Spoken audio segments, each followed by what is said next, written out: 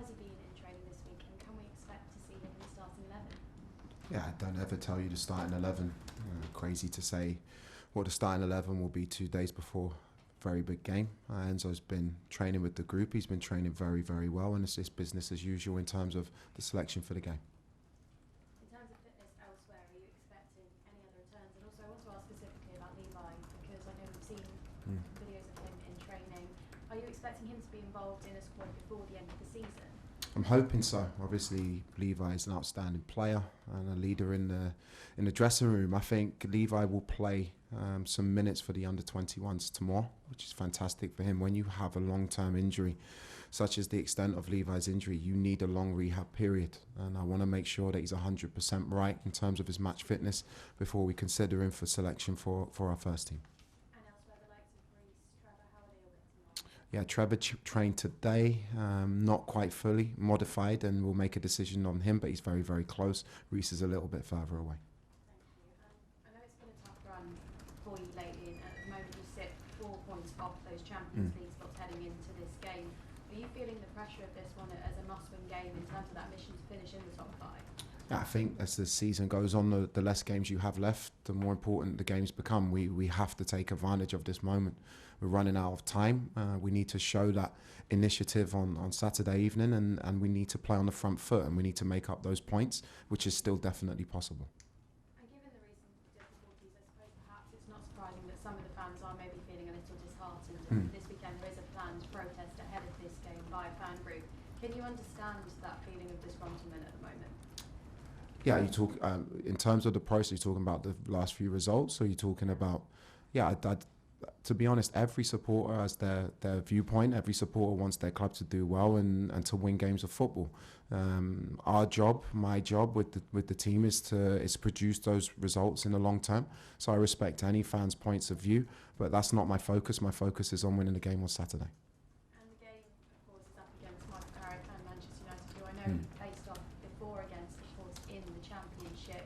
How well do you know him, and what have you made of his progress so far in the Premier League? No, Michael, firstly as a player, I greatly admired him. Secondly, as a coach, I know he's an amazing coach because he did a fantastic job with Middlesbrough for a period of time where they were pushing consistently at the top end of the Championship. I'm not surprised in terms of the points return that he's got there, because he's a very, very good coach and a good guy. But we know we have to play at our best to win a difficult game on Saturday. Thank you. Thanks, Huma. Roger? Hi, Liam.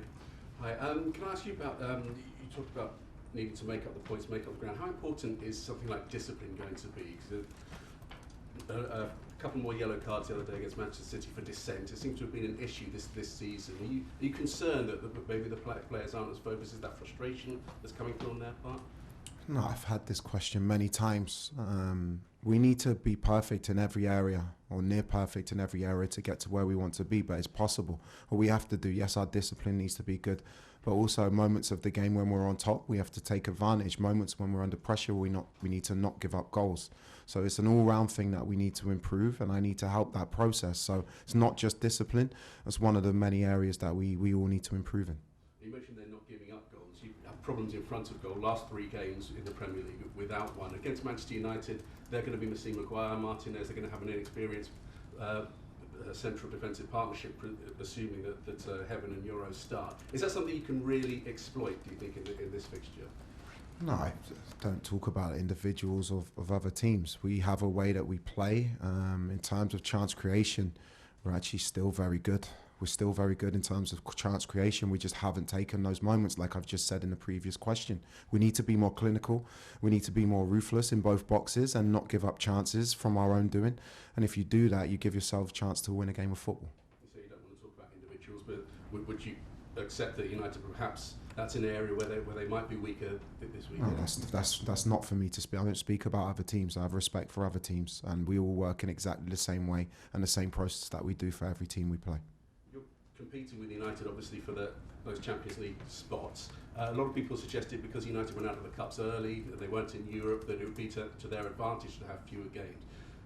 your players obviously been playing all the way since last summer. Do you see it that way? As we come to the crucial stage of the season now in terms of fatigue and so on, that they might have the upper hand in that as well? No, I think you try to build your squad the best you can to challenge for the competitions you're in.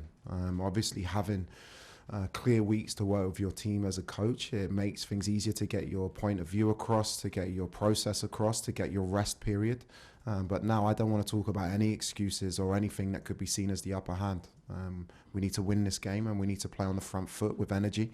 And if we do that, we'll give ourselves a really good chance to win the game. Thanks, Roger. John? Hi, Liam.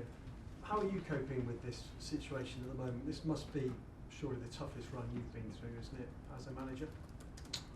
Yeah, I think obviously we're not in a good place in terms of the results. It's a brilliant challenge in terms of myself, in terms of my energy, what I give the team, and what more about what we do together. We've had a lot of really strong conversations as a group. We've had some very, very good training sessions. And I think in this moment you find out about yourself, you find out about your group, and you actually just have to stay focused on the process, which is the day in, day out. How difficult is it to keep the group together and keep the group united during a run like this, and the noise that surrounds it as well? The noise is not anything that you can control. What you can control are your group in terms of our spirit, which I don't think's ever been in question. I don't think there's been a lack of effort, especially the game against Manchester City. We're playing against probably the most informed team definitely in this country right now, and for 50 minutes, 55 minutes, we're well in the game, if not the better team. Then a moment happens, then you lose confidence. So the team are together, we're united, we know we all want to be successful together. That's not a question for the moment. Did the situation with Enzo Fernandez affect the group at all? Did it divide certain pockets of the group? Not that I'm aware, no. No. So as far as you're concerned, there's no issue with the... No, Enzo's come back to the group this week. Group's been fantastic in terms of his training. Enzo has as well, and his application to training, and our group's application to training. So no. I suppose the big question is, how do you turn this round? Was it 2 league wins from 8? As we mentioned, there's a protest on Saturday. It's a difficult situation. How do you go about with these last 6 games, 7 games, trying to turn this round? You focus on what you can control, which is our performance, which is analysing ourselves, analysing the opposition, and making sure your process is right, making sure the attitude and the energy and the application to the game is right. And what hasn't changed is we have got some very, very good players who can make the difference, and I expect a good performance on Saturday. Thanks, John. Simon? Hey, in terms of Levi, is it behind closed doors sort of friendly? Is that something that's been set up especially? No, it's not been set up especially for him, but it's something that we think is right for him in this moment, has come about in this moment for him. And in terms of, what do you want to see from your Chelsea side now? What are they not doing now that perhaps they were doing when you first took over and went on that great run? When I look at the run we're on now, in a very short space of time, I think we have 4 games in 8 days or 9 days in that period. It was a lot for the group in terms of the standard of the games, the intensity of the games.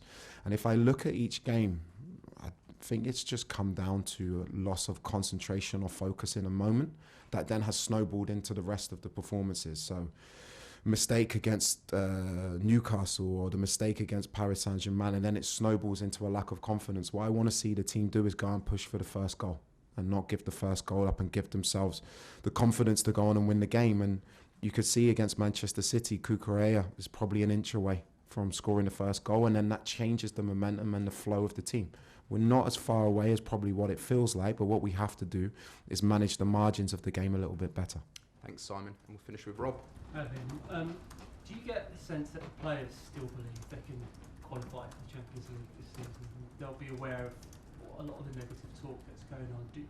Does it feel like it's affecting them? Of course they still believe. Of course we still believe. Yeah, I don't know why you would ask that question. I don't understand why you would. Well, you've got a lot of young players in the team. Okay. Who have, the mentality of the team has been questioned at times, and it has been a particularly difficult run. And you've seen that gap to the top 5 get bigger and bigger. I just wondered whether it was something that you're seeing, get through to the players. No, I haven't seen that. Okay. Thanks, Rob.